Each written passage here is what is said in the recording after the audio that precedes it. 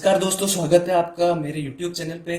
तो आज के इस वीडियो में अपन सीखेंगे समांतर माध्य निकालने की तीनों विधियां। देखिए, तीन विधियां होती है समांतर माध्य निकालने की: प्रत्यक्ष विधि, कल्पित माध्य विधि और पद विचलन विधि। ठीक है।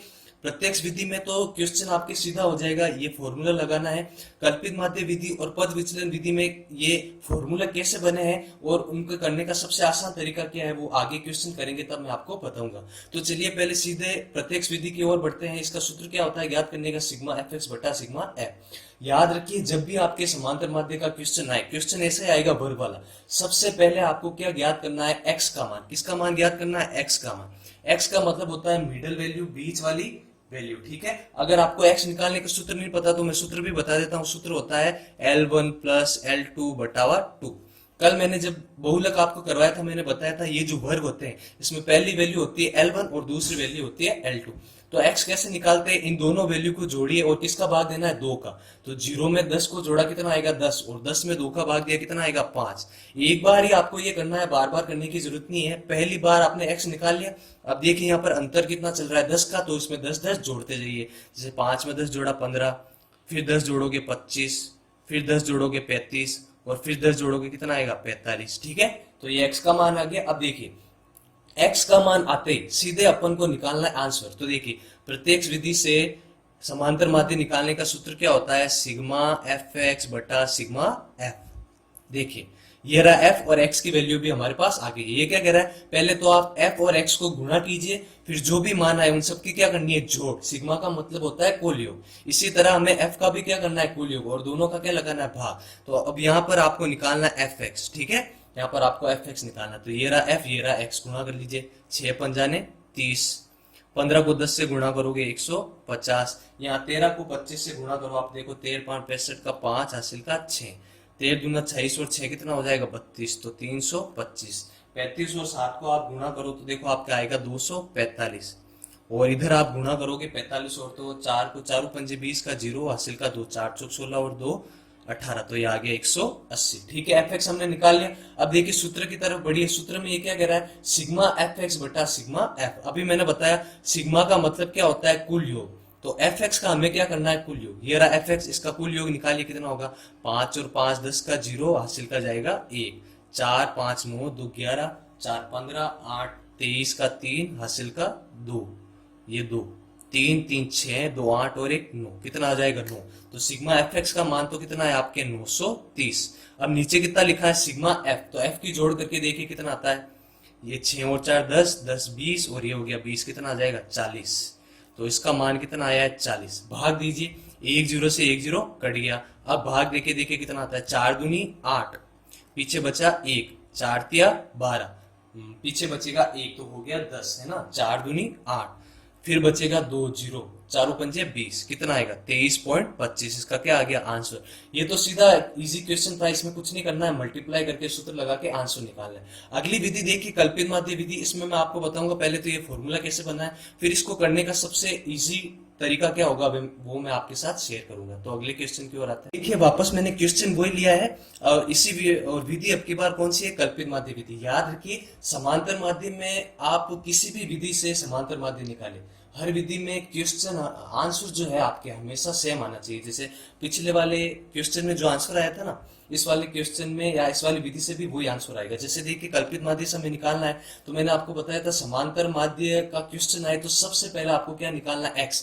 तो एक्स तो आपको निकालना है, अभी मैंने बता दिया आपको एक्स कैसे निकालना है। इन दोनों को जोड़िए और 2 का भाग लगाइए, कितना आया? 5। फिर अंतर को जोड़ते जाइए, तो 15 25 35 और कितना हो गया? 45। ठीक है। अब देखिए, कल्पित माध्य में समांतर माध्य ज्ञात करने का सूत्र क्या होता है? ए प्लस सिग्मा एफ डी बटा सिग्मा एफ। एफ तो हमारे पास है, लेकिन अब की बार ये एक्स की जगह क्या आ गया? डी। तो अब की बार हमें क्या निकालना पड़ेगा? डी। और डी निकालने का सूत्र क्या होता है? एक्स में से हमें घटाना पड़ेगा ए। देखिए, x का मतलब तो हमें पता होता है कि मिडिल वैल्यू होती है।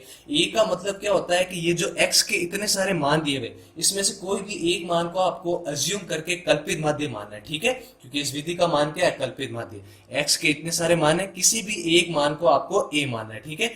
अब मेरी अगर बात आप मानो तो हमेशा मिडिल वैल्यू को क्या माने? a, ताकि गुणा भाग करने में आपको क्या रहे? आसानी। तो यहाँ से सबसे बीच वाली वैल्यू को मैंने क्या मान लिया? a। अब देखिए, यहां से मैं आपको शॉर्ट ट्रिक बता रहा हूं। आपको डी निकालना है, आपको कुछ नहीं करना, ए के सामने तो आपको क्या लिख देना है, 0। अब यहाँ वर्ग में देखिए अंतर कितना चल रहा है, तो यहाँ अंतर कितना चल रहा है, 10 का। तो 0 के ऊपर भी लिख दीजिए 10 का पहाड़ा और नीचे भी कितना लिख दीजिए, 10 का पहाड़ा। 10 एकम 10, 10 दूना 20। नीचे भी 10 एकम 10, 10 दूना 20। ऊपर तो आएगा हमेशा माइनस का चिन्ह और नीचे आएगा हमेशा प्लस का चिन्ह। अब ये जो ट्रिक है वो किसी एक क्वेश्चन के लिए नहीं, आप कोई भी क्वेश्चन उठा के देख लीजिए, हमेशा आपको यही वैल्यू मिलेगी, ठीक है। ए के सामने 0, ऊपर जितना अंतर है उसका पहाड़ा। अगर यहाँ अंतर 5 का होता ना तो 5 का पहाड़ा लिखते, लेकिन अंतर 10 का, तो हमने किसका पहाड़ा लिखा, 10 का। अब देखिए सूत्र में हमें क्या निकालना, एफ डी। ये रहा एफ, ये रहा डी, दोनों को मल्टीप्लाई करके लिखिए, एफ डी की वैल्यू हमें फाइंड करनी है। तो देखिए एफ डी की वैल्यू निकालो आप। 6 को 20 से गुणा करा, 6 दूनी 12 तो आ जाएगा 120। 10 को 100 से गुणा करा, आ जाएगा ये 100, सॉरी 10 को 10 से गुणा तो 13 को 0 से करा 0, 7 को 10 से करा 70 और 4 को 20 से करा कितना आ जाएगा 80। देखो हमें निकालना है सिग्मा एफ डी, यानी एफ डी का क्या करना है, कुल योग। तो देखिए एफ डी में 2 तो है माइनस वाली वैल्यू और 2 है प्लस वाली वैल्यू। अब चिन्ह समान हो तो जोड़ तो होगी, तो ऊपर देखो 100 में 120 जोड़ा कितना आएगा, 220।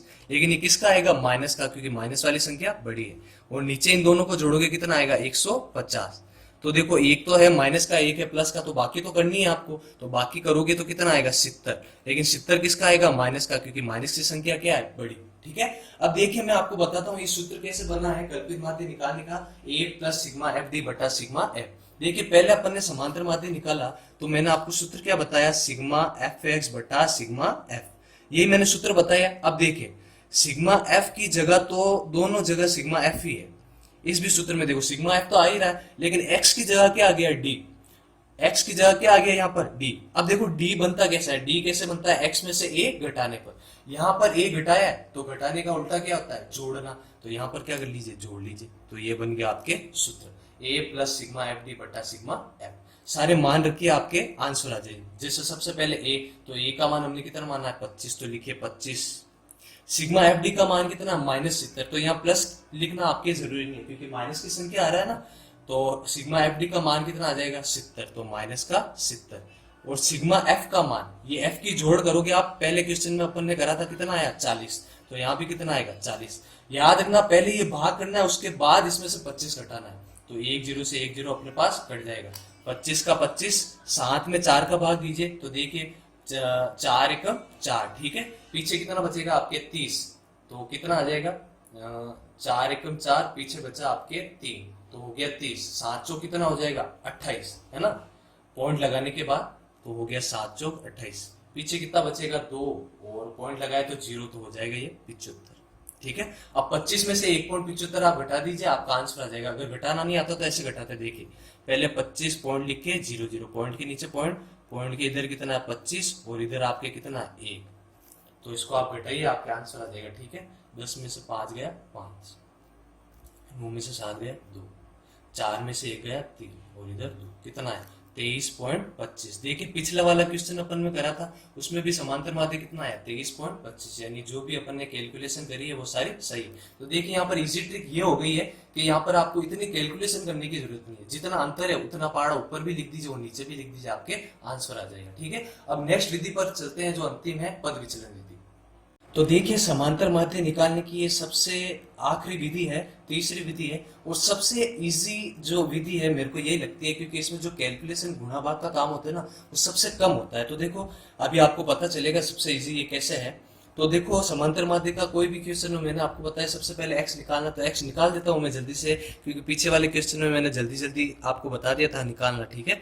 तो 5 15 25 35 और कितना आया 45।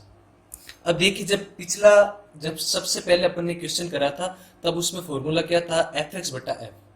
कल्पित माध्यम आ गया था यहाँ पर डी, और यहाँ इसमें क्या आ रहा पद विचलन में यू। तो सबसे पहले अपन को यू निकालना पड़ेगा। तो यू निकालने का सूत्र देखो, जो पहले कल्पित माध्यम में डी निकालते थे ना, एक्स माइनस ए को वापस लिखना है। खाली ज्यादा इसमें क्या ऐड करना है, इसमें साथ में एच का यानी डिफरेंस का अपन को भाग भी देना है, ठीक है। देखो ये तो अपन ने लिखने को लिख दिया, इससे अपन को मतलब कुछ नहीं है। वही देखो इसमें ए आ रहा है, तो वापस किसी एक्स में से एक संख्या को ए मानो, जैसे मैंने इसको क्या मान लिया ए के सामने क्या लिखते हैं 0। अब याद रखना पद जो कल्पित माध्य विधि थी उसमें तो अपन क्या करते थे, जितना अंतर होता था उसका पहाड़ा ऊपर भी और नीचे भी। जैसा 10 का अंतर हो तो 10 का पहाड़ा ऊपर भी और नीचे भी, 5 का अंतर हो तो 5 का पहाड़ा ऊपर भी और नीचे भी। लेकिन पद विचलन विधि में हमेशा आपको क्या करना है, गिनती ही लिखनी है। गिनती मतलब ऊपर भी गिनती 1 2, नीचे भी गिनती 1 2। ऊपर हमेशा चिन्ह किसका लगता है, माइनस का, नीचे चिन्ह किसका लगता है, प्लस का। ठीक है ना। अब देखो यू हमने निकाल लिया, अब हमें क्या निकालना है, एफ यू। अब हमें निकालना है एफ यू। तो देखो ये रहा एफ, ये रहा यू। देखो गुणा भाग सरल हो जाएगा ना, 6 दूनी 12 आराम से कर सकते हो, 10 एकम 10 आराम से कर सकते हो, यहाँ 0, 7 एकम 7 और 4 दूनी 8, ये आराम से हो गया। ठीक है, एक बार इनकी टोटल कर लो सबकी, ताकि सिग्मा एफ यू आ जाए। तो 10 और 12 दोनों माइनस के जुड़ जाएंगे ना, तो माइनस का कितना हो जाएगा 22, और 7 और 8 कितना हो जाएगा 15। यहाँ देखो एक प्लस का एक माइनस का, बाकी तो करनी है, तो बाकी करोगे तो कितना बचेगा आपके पास 7, और 7 किसका आएगा, माइनस का, क्योंकि माइनस की संख्या बड़ी है। तो ये तो आपको समझ में आ गया होगा। एफ यू देखो सबसे जल्दी इसी में गुणा भाग हुआ है, सबसे जल्दी इसी में अपन ने एफ यू निकाल लिया। ठीक है ना। अब देखो मैं आपको बताता हूँ इसका सूत्र कैसे बना। देखो सबसे पहले समांतर माध्य निकालने का सूत्र अपने पास क्या आया था, एफ एक्स बटा सिग्मा एफ। फिर क्या हुआ था, एफ की जगह तो एफ ही रहा, यहाँ भी एफ और यहाँ भी एफ, खाली एक्स की जगह क्या आ गया डी। और डी बना कैसे था, एक्स में से ए घटाने पर, तो उधर ए घटाया था तो उधर अपन ने ए ऐड कर लिया। अब आगे देखो डी की जगह अब क्या आ गया, यू आ गया। डी की जगह अब क्या आ गया, यू। और देखो यू बना कैसे है, पहले तो ए को घटाया तो वापस ए घटाने का उल्टा जोड़ लो, फिर एच का भाग दिया तो भाग का उल्टा गुणा कर लो, ये बन गया आपके सूत्र। ठीक है ना। देखो फटाफट सारी सी वैल्यू रख दो और आंसर निकाल के देखो, जो आंसर पिछले वाले जो क्वेश्चन में आया था ना, वही आंसर आना चाहिए। जैसे ए की वैल्यू कितनी है, ये 25। अब देखो ये क्योंकि सिग्मा एफ की वैल्यू माइनस में ना, तो यहाँ प्लस लगाने की आपको जरूरत नहीं है, सीधा माइनस का 7 लिख दीजिए। सिग्मा एफ की वैल्यू आप निकालोगे यहाँ 40 आएगा, है ना, पीछे क्वेश्चन अपन ने कर रखा है इसलिए 40। और एच का मतलब अंतर, यहाँ अंतर आपको दिख ही रहा है कितना चल रहा है, 10 का। 1 0 से 1 0 कट गया, 25 का 25, 7 में भाग लगाइए 4 का, पीछे अपन ने लगाया था, है ना, कितनी बार गया था, 1.75 बार। कितनी बार गया था, 1.75 बार। वो इसको घटा के भी बता दिया था मैंने आपको, कितना आया था 23.25। तो देखो तीनों ही विधियों में आंसर एक जैसे आया, एक क्वेश्चन था तो आंसर भी एक जैसा आया। लेकिन सबसे जल्दी जो आंसर आया वो इसी विधि में आया, पद विचलन विधि में। सबसे आसान विधि है क्योंकि इसमें गुणा भाग क्या होता है, बहुत कम हो जाता है। तो एग्जाम में अगर आप करना चाहे तो ये विधि आप कर सकते हो। मैंने आपको 3 ही विधियां बता दी है समांतर माध्य की, और सबसे आसान तरीका आपको बताया था कि आपको जल्दी से जल्दी समझ में आ जाए। अगर वीडियो आपको अच्छी लगी तो प्लीज वीडियो को लाइक करें, इसको अपने दोस्तों के साथ शेयर करें, और चैनल को जरूर आप सब्सक्राइब करें ऐसे वीडियो और देखने के लिए। अगला वाला जो वीडियो होगा उसमें अपन लोकस पढ़ेंगे, क्योंकि स्टूडेंट को लोकस थोड़ा डिफिकल्ट लगता है, तो सरल तरीके से सरल भाषा में उसको कैसे पढ़ा जाए और उसमें से क्या क्वेश्चन पढ़े, ताकि अपन का एग्जाम में एक भी नंबर ना कटे। ठीक है, तो धन्यवाद आपका समय देने के लिए।